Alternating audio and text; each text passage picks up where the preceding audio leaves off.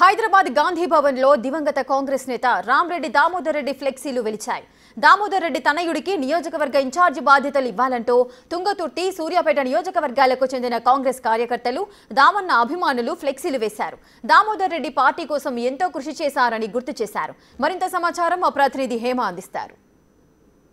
ఎన్ని ఒడుదుడుగులున్నా సరే పార్టీని వీడకుండా ఎన్నో సంవత్సరాల పాటు కాంగ్రెస్ పార్టీలో పనిచేసి రీసెంట్గా మరణించినటువంటి రామరెడ్డి దామోదర్ రెడ్డి ఈ విషయం ప్రతి ఒక్కరికి తెలిసిందే. అయితే రీసెంట్గా రామరెడ్డి దామోదర్ రెడ్డి ఏఐజీ హాస్పిటల్లో చికిత్స పొందుతూ మరణించారు.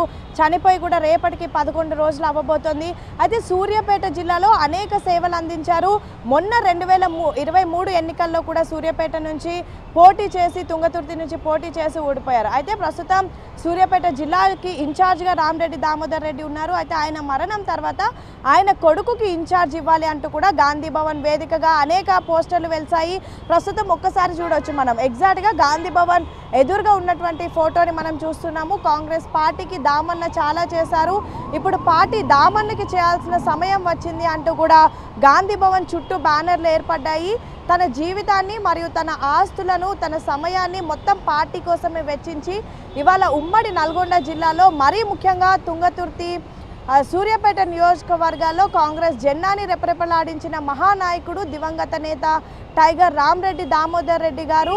సో రాజకీయ వారసుడు అయినటువంటి రామరెడ్డి సర్వోత్తమ్ రెడ్డి గారికి సూర్యాపేట నియోజకవర్గ కాంగ్రెస్ పార్టీ ఇన్ఛార్జ్గా అధిష్టానం బాధ్యతలు ఇవ్వాలని కూడా ప్రతి కాంగ్రెస్ కార్యకర్త కోరుకుంటున్నారు. ఇట్లు సూర్యాపేట తుంగతుర్తి నియోజకవర్గ కాంగ్రెస్ పార్టీ కార్యకర్తలు మరియు దామన్న అభిమానులు అంటూ కూడా బ్యానర్లు వెలిసినటువంటి పరిస్థితి. అయితే రామరెడ్డి దామోదర్ రెడ్డి గురించి ప్రతి ఒక్కరికి తెలిసిందే. అనేక ఏళ్ల నుంచి కాంగ్రెస్ పార్టీలో ఉన్నారు.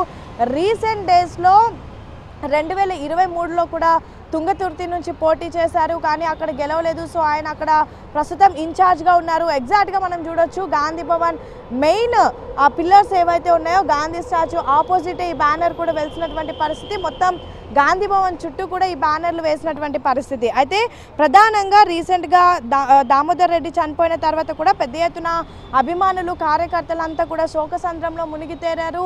నల్గొండ జిల్లాకి ఇది ఒక తీరని లోటు అంటూ కూడా చెప్తున్నటువంటి పరిస్థితి. అయితే ఈ సందర్భంలో తుంగతుర్తి నియోజకవర్గం నుంచి పోటీ చేసి ఓడిపోయారు కాబట్టి సూర్యాపేట జిల్లాకి ఆయనని ఇన్ఛార్జ్గా ఉన్నారు. సో ఆయన కొడుకు అయినటువంటి రామరెడ్డి సర్వోత్తమ్ రెడ్డికి కూడా వెంటనే ఇన్ఛార్జ్ బాధ్యతలు ఇవ్వాలి అంటూ కూడా కార్యకర్తలు, అభిమానులు కోరుకుంటున్నారు అంటూ బ్యానర్లు వెలిసాయి. అయితే ప్రస్తుతం నల్గొండ జిల్లాలో ముఖ్య నేతగా ఉన్నటువంటి మంత్రి ఉత్తమ్ కుమార్ రెడ్డి సపోర్ట్ కూడా ప్రస్తుతం ఉన్నట్టుగా కూడా తెలుస్తూ ఉంది. అండ్ సేమ్ టైం మరొక వైపు నల్గొండ జిల్లాకు సంబంధించినటువంటి టూరిజం కార్పొరేషన్ చైర్మన్ ఎవరైతే పటేల్ రమేష్ రెడ్డి ఉన్నారో ఆయనకు మరొక వైపు ముఖ్యమంత్రి రేవంత్ రెడ్డి ఆసక్తి చూపిస్తున్నట్టుగా కూడా తెలుస్తోంది. మరి సర్వోత్తమ్ రెడ్డికి ఇన్ఛార్జ్ బాధ్యతలు ఇస్తారా, పటేల్ రమేష్ రెడ్డికి ఇస్తారా అనేది పక్కన పెడితే మాత్రం నల్గొండ జిల్లాలో మాత్రం అభిమానులంతా కూడా దామన్న కొడుకుకే అవకాశం ఇవ్వాలి అంటూ కోరుతున్నారు. అండ్ కాంగ్రెస్ పార్టీకి కూడా ఎన్నో ఏళ్ల నుంచి రామరెడ్డి దామోదర్ రెడ్డి పనిచేశారు. ప్రధానంగా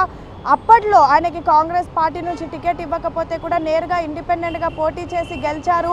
ఆ సమయంలో నేరుగా అప్పుడు ముఖ్యమంత్రిగా ఉన్నటువంటి టీడీపీ అధినేత ఎన్టీ రామారావు కూడా పార్టీలోకి రమ్మని ఆహ్వానించినా కూడా వెళ్ళినటువంటి పరిస్థితి. సో అలాంటి వ్యక్తి, మాజీ మంత్రి, కాంగ్రెస్ పార్టీ కోసం ఎన్నో ఏళ్ల నుంచి పనిచేశారు. కాంగ్రెస్ పార్టీ కోసమే ఆయన అహర్నిశలు కష్టపడ్డారు. సో ఆయన మరణం మా అందరికీ చాలా తీరని లోటు కలిగిస్తుంది. సో ఖచ్చితంగా ఇలాంటి సమయంలో ఆయన కొడుకుకి ఇన్ఛార్జ్గా ఇస్తే మాత్రం ఖచ్చితంగా మేమందరం కూడా ఆనందం వ్యక్తం చేస్తాము అండ్ మేము కోరుకుంటున్నాము అంటూ కూడా పెద్ద ఎత్తున గాంధీ భవన్ వేదికగా బ్యానర్లు అయితే వెలిసాయి. సో చూడాలి మరి దీనిపైన కాంగ్రెస్ అధిష్టానం ఏ విధంగా దృష్టి పెట్టబోతోంది, ఇన్ఛార్జ్ బాధ్యతలు ఇస్తారా, ఏం జరగబోతోంది అనేది మాత్రం వేచి చూడాలి. వీడియో జర్నలిస్ట్ శంకర్తో హేమ.